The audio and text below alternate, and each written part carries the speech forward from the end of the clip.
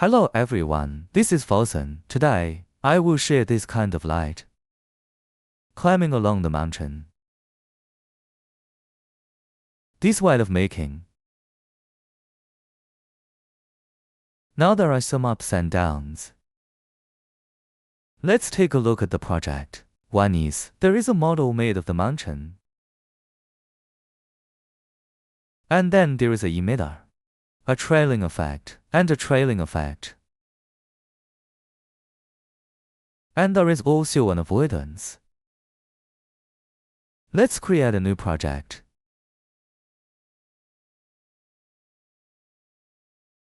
Switch it.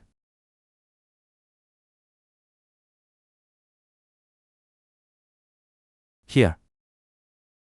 With more segments.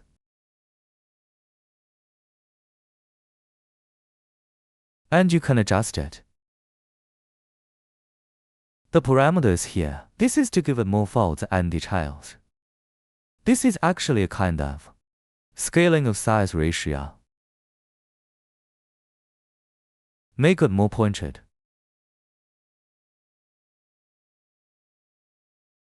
Make it bigger overall.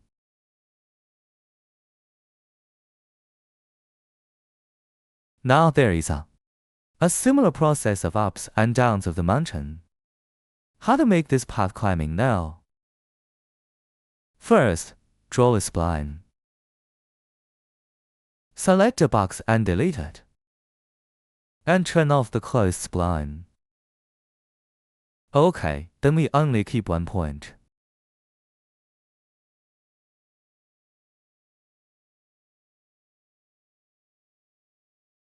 This point is used as its starting point. Hold down the Ctrl key and drag it. OK, it's almost in this position. Then we need to put one at the top. And then drag it.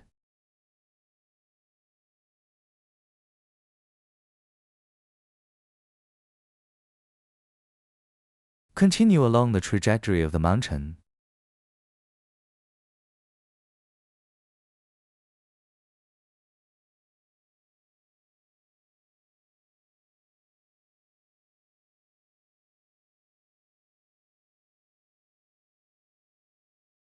OK, that's about it for now. OK, let's adjust the position of this one. Ctrl plus A to select all. Right click, there is a soft interpolation.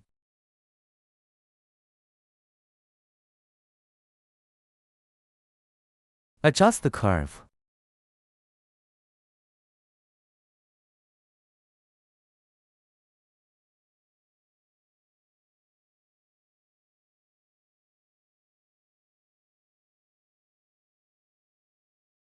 To make it fit a little better. Don't make it too tight. If it's too tight, there may be some interferences when walking. Move it down a bit. This point, move it to a higher position. OK, press T to scale it. To make the curve smoother.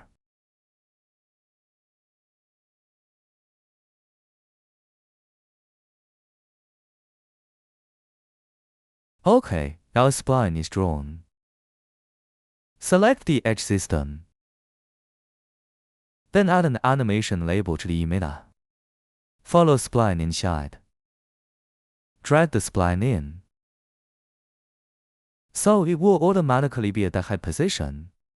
If we want to modify the position of the spline, or something, it's more convenient, it will directly follow. Select 7 items. And shrink it a little. Here, we need to reduce. Reduce the number. We don't need so many, about 20 is enough. Increase the speed. Reduce the size. Then there is a random value here. Give a random value around 20. OK, come back here, add 1. this stands. Check the along spline. Turn off decay. Drag the spline we just drew in. It should be noted that this box. It should wrap the spline we just drew. Because it is based on the spline within the range of this box to move.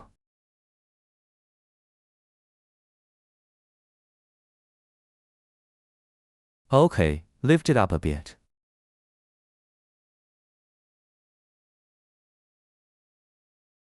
Then, pull its intensity to 100%. Lower the grid size a bit. Add a tail to the generation. Drag the emitter in. Okay, let's play it now to see. Let's play it for a longer time.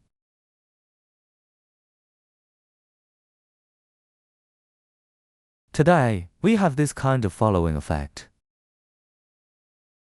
You can check the spline here. Move it a little bit here. And move it up a bit to make it smoother. And here. Lift it up a bit.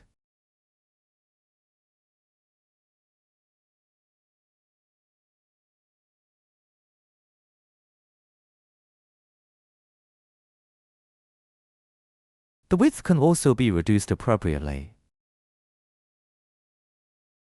Okay, it's also okay. Add an avoidance here.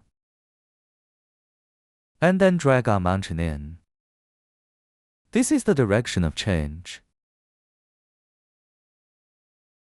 Now, take a look.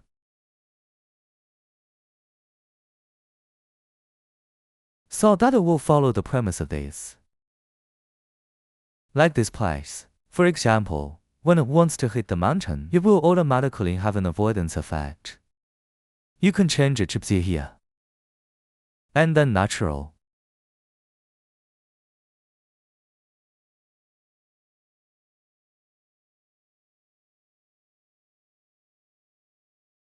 This way, the transition will have a slight curvature, which is better. Okay, we can add a turbulence and some disturbance effects. And just lower the intensity a little bit. Change the blending mode to add.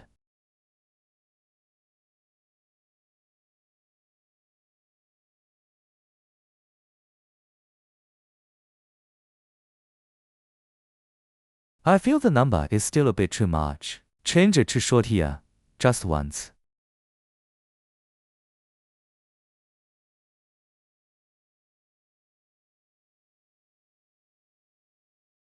Okay, we can increase the intensity of the turbulence.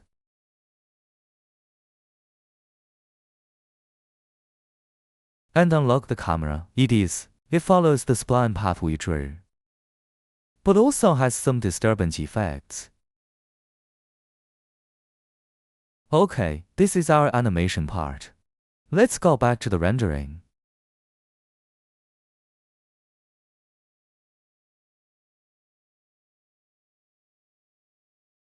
Put it in the middle, then unlock the camera.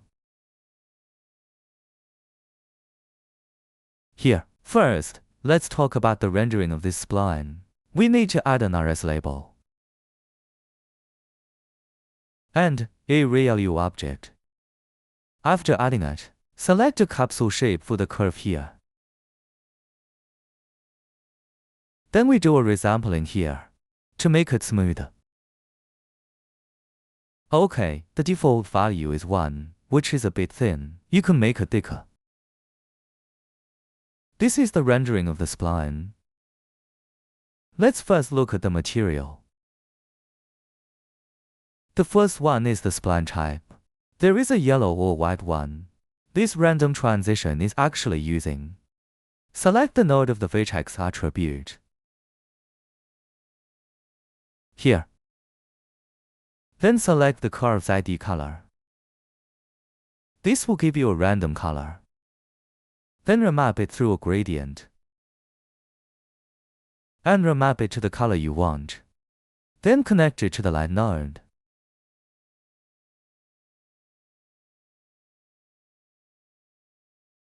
I'm wrong. Here. Just connect the self-illumination node to the self-illumination color. Okay, this is the light. The body is a complete set of PBR materials. There's nothing much to say about this, because there is a relatively blue, a texture map. So I added a color correction. And the contrast is reduced a bit, including the brightness. And the brightness is just full value. And some saturation has been reduced a little. Okay, let's take a look at the connection method. It's actually just a set of textures. And click on it. Okay, let's look at the lighting. First, turn off all the lights. And keep this one. The mountain rendering, this time, it's to make this kind of clear black and white boundaries. So, one chose a parallel light this time.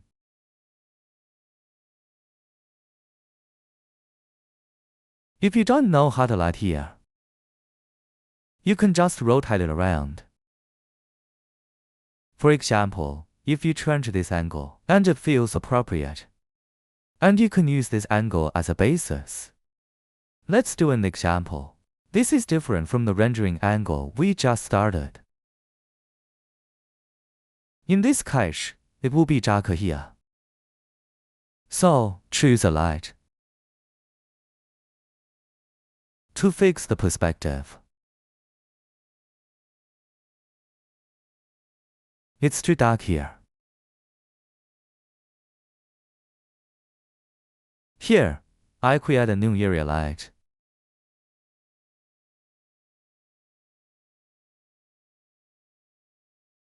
And give it a target label. The target is our mountain. Well, after we use the parallel light, the area here is too dark. Lower it, we add a light to supplement the dark areas. Make it smaller, so that we can see to illuminate the previously dark area. Gradually reduce its intensity. The phase 3 is a little small. 2 is about 1.6. Then, now we can see some stones in the dark area. And similar details, but not so dark that it's completely black. You can extend it a little.